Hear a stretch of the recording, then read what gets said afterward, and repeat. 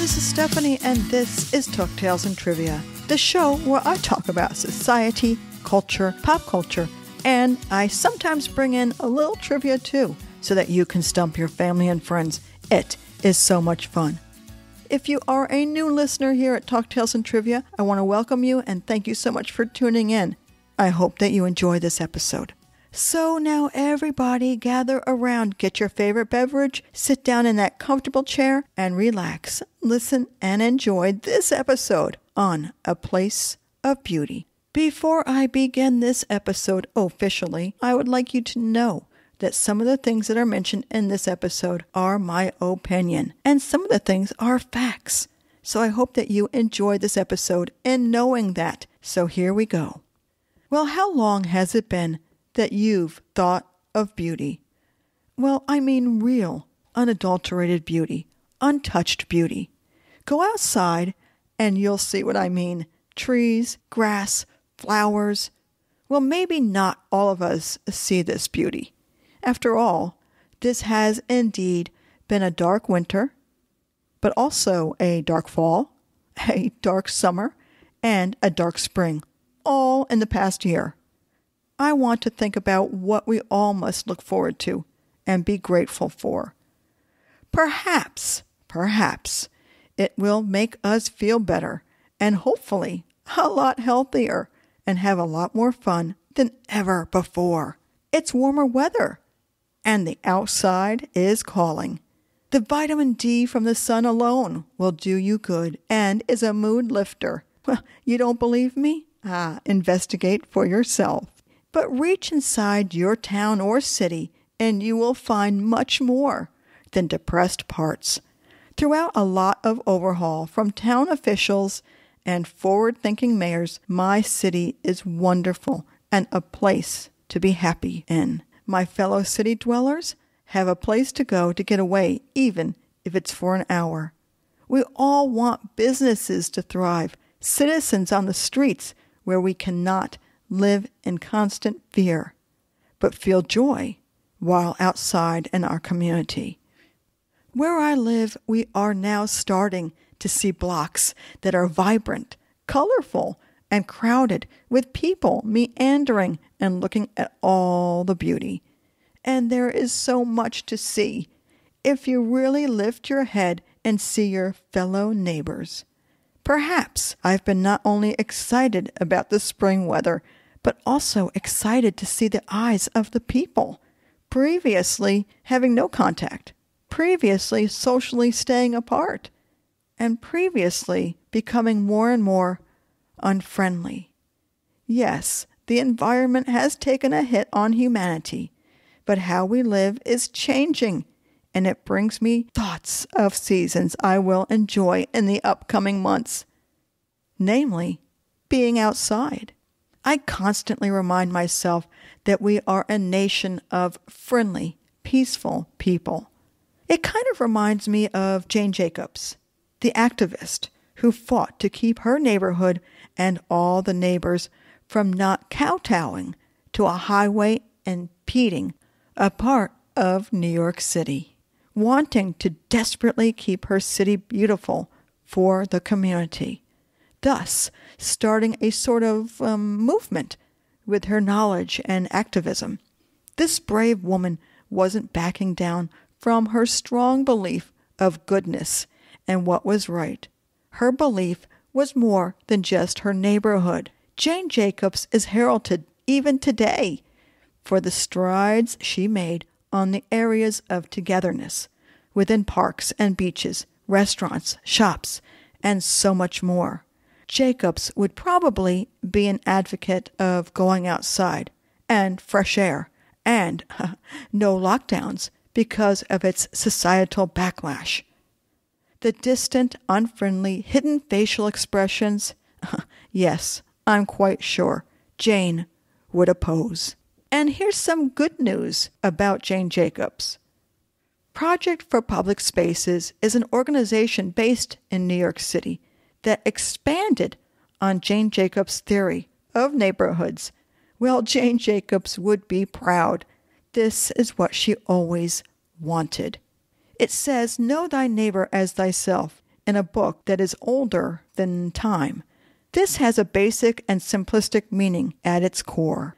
It simply means to seek the well-being of any and every person around you, whether a literal next-door person or some stranger you just come across in your daily activities many miles from your home, rather than seeking their harm, seeking their good. So I will ask you, what is good in the world? Do we know? My dog knows.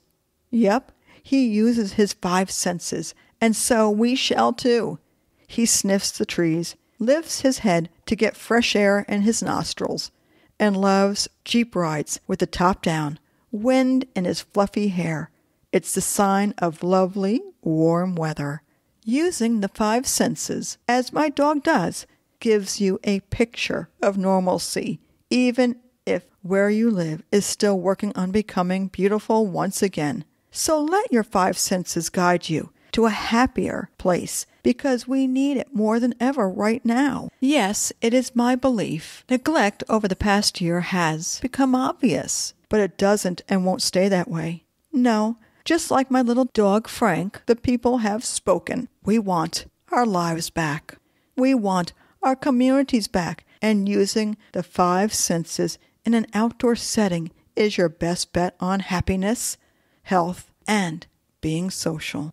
Sadly, even now that the warm weather has come, there is the occasion that we go outside, and so we see discarded masks and other PPE on the ground, on benches, near fast food establishments, etc., etc. Yes, but is that how we want to live?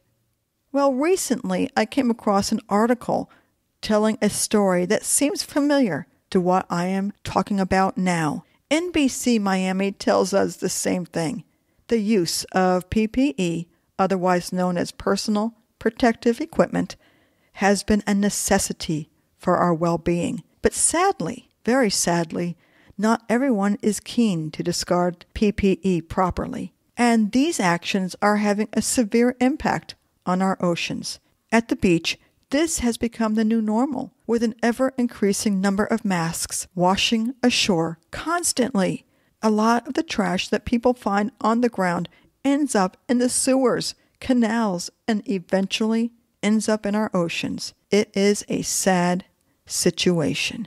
It is estimated that 1.5 billion face masks will eventually accumulate in the ocean, contributing to nearly 6,500 tons of additional waste. We all need to be aware that we can discourage people from disposing of all the trash, including the dreaded old used masks. And really, who wants to see them, or worse, touch them? It's just not good. Taking personal responsibility is everyone's job, no matter what. So it's up to all of us, you and me and everyone, to make our towns, cities, and communities livable again. And we can. And let me mention again that there are many champions that are taking up the cause that Jane Jacobs left behind, where Jane Jacobs fought for public spaces and places that would be an oasis for your senses, breathing in air, talking to people, even strangers, going to meet friends in restaurants, and tasting great food, seeing that person in front of you instead of the ground, and hearing playful laughter and happy and enlightening talk. That was her dream, and so it is mine too. This is what she always wanted. Everyone, despite identity, race, or cultural divide, will have a better existence, seeing life as a continuum of togetherness. The focus is what the world needs right now, thinking about public space, community engagement, design, and city planning. We want to come together in our neighborhoods, our towns, and our cities. In our hearts, that is the one thing we all have in common. And on the Congress for the New Urbanism website, there's this.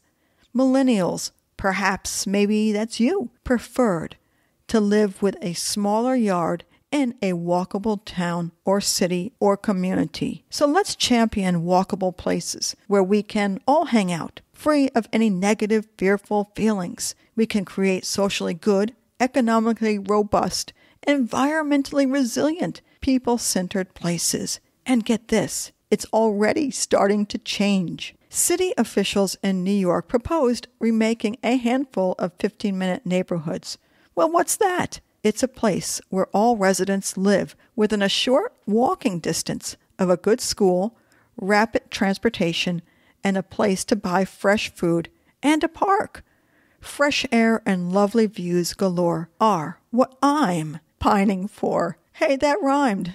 Small local businesses in your communities, your towns, and your cities need and crave help. We all can make a difference. Go into those mom and pop businesses, as Jane Jacobs would call them. It's true, the local merchants help your hometown infrastructure. And if we all want to see our communities flourish, this is important. You can start by buying local and not online. But first, today, let us all start with the first step. And what is that? Well, let's go outside and lift our heads high in appreciation to see the fresh colors that spring brings. Enjoy taking a deep, cool breath, and if only for a moment, be calm, restful, loving, and kind to yourself, your neighbors, and your community. The hope that brighter days are ahead is what we all want, and it is already starting to happen. If you enjoyed this episode of Talk Tales and Trivia, that's great, and I love that. Go to talktalesandtrivia.com to get to all my episodes, my show notes, and guess what? There's a little bio on me if you're wondering what I'm all about.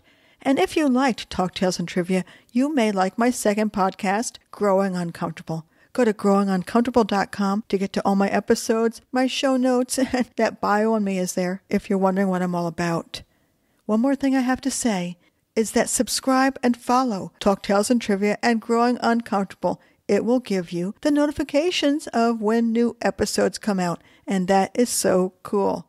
Well, I hope that you enjoyed this episode of Talk Tales and Trivia, and I will catch you later. Okay, bye-bye.